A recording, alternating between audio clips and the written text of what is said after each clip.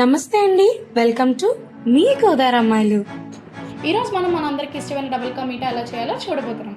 దీనికోసం ముందుగా మనం బ్రెడ్ స్లైసెస్ని 4 పలకల కింద కట్ చేసుకొని పక్కన పెట్టుకోవాలి. పక్కన పెట్టుకున్న తర్వాత స్టవ్ మీద బాండి పెట్టుకుని నూనె వేడెక్కిన తర్వాత బ్రెడ్ స్లైసెస్ అందులో వేసి బాగా బ్రౌన్ కలర్ వచ్చేంత వరకు వేగనివ్వాలి.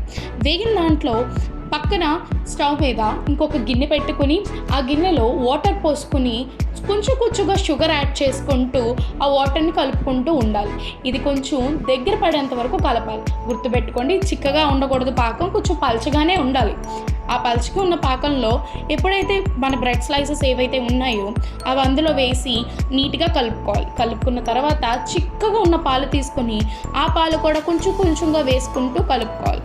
ఈలోపు పక్కన ఇంకొక బాండి పెట్టుకొని అందులో కొంచెం నెయ్యి వేసి నెయ్యి హీట్ ఎక్కిన తర్వాత అందులో కొద్దిగా జీడిపప్పు వేసి ఈ జీడిపప్పుని దూరగా కొంచెం గోల్డెన్ ఫ్రై కలర్ వచ్చేంత వరకు వేయించుకోవాలి.